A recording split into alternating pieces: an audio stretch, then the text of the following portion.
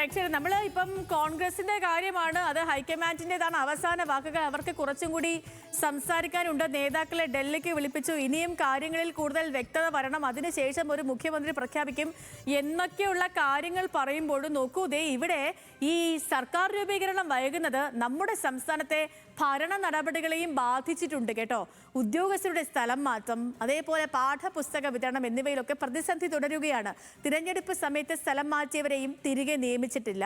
മഴക്കാല പൂർവ്വ ശുചീകരണവും പാളിയിരിക്കുന്നു.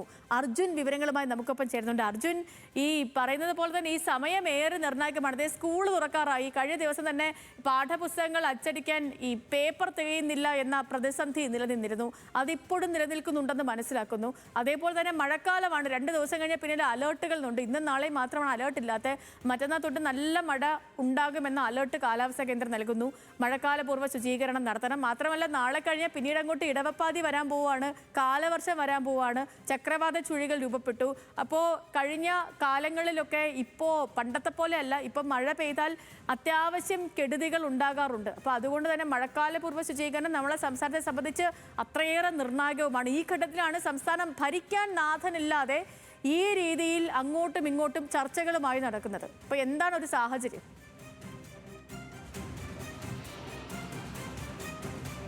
സേതു, മുഖ്യമന്ത്രി ചർച്ച കോൺഗ്രസിൽ നീളുന്ന പ്രതിസന്ധി അത് ആ പാർട്ടിക്ക് മാത്രമല്ല നാട്ടിലാകെ പ്രശ്നമുണ്ടാക്കുന്നതാണ് ഏറ്റവും പ്രധാനപ്പെട്ട കാര്യം.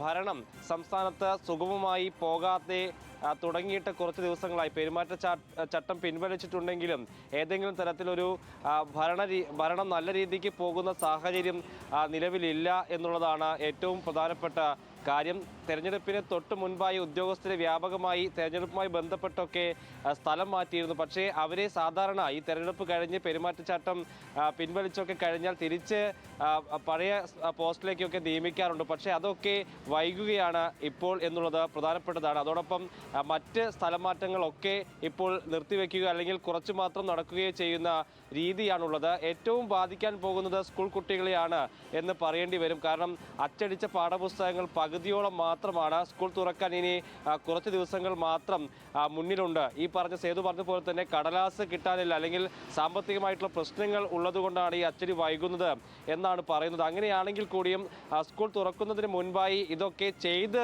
തീർക്കേണ്ട കാര്യങ്ങളാണ്. പക്ഷേ അതിലൊക്കെ വലിയ കാലതാമസം ഉണ്ട് എന്ന് പറയേണ്ടി വരും. മറ്റൊന്ന് മഴക്കാല പൂർവ്വ ശുചീകരണ പ്രവർത്തനങ്ങളാണ്. നമുക്കറിയാം, ഇതൊന്നും ചെയ്തിട്ടില്ലെങ്കിൽ കഴിഞ്ഞ കാലങ്ങളിലൊക്കെ നമ്മൾ നേരിട്ടിട്ടുള്ള പ്രയാസങ്ങൾ, പകർച്ചവ്യാധികൾ, അസുഖങ്ങളൊക്കെ വ്യാപകമായി പടരുന്ന ഒരു രീതി കഴിഞ്ഞ കാലങ്ങളിലൊക്കെ ഉണ്ട്. അതുകൊണ്ട് തന്നെ കൃത്യമായിട്ടുള്ള മഴക്കാല പൂർവ്വ ശുചീകരണങ്ങളൊക്കെ നടത്തണം. പക്ഷേ അതൊന്നും ഏകോപിപ്പിക്കാവുന്ന തരത്തിലേക്കുള്ള ഒരു പരിപാടികളും ഇപ്പോൾ സംസ്ഥാനത്ത് നടക്കുന്നില്ല എന്നുള്ളതാണ് ശ്രദ്ധേയം. വകുപ്പുകൾ അത് ഏതെങ്കിലും തരത്തിൽ ക്രമീകരിച്ചുകൊണ്ട് പോകാവുന്ന ഒരു സ്ഥിതി അവിടെ ഇല്ല എന്ന് പറയുന്നു.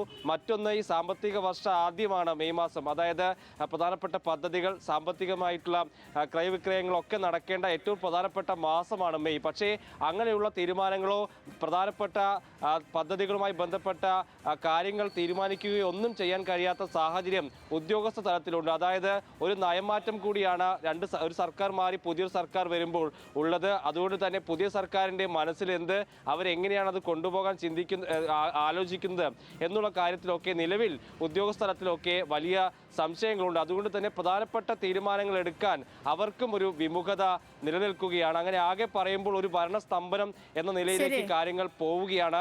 2 ആഴ്ച കൂടി സമയമുണ്ട്, 21-ാം തീയതി വരെ കാലതാമസമുണ്ടെന്നൊക്കെ പറയുമ്പോൾ പോലും അത് ബാധിക്കുന്നത് സംസ്ഥാനത്തിന്റെ ഭരണ സംവിധാനത്തെയാണെന്ന് പറയാം. സേതു.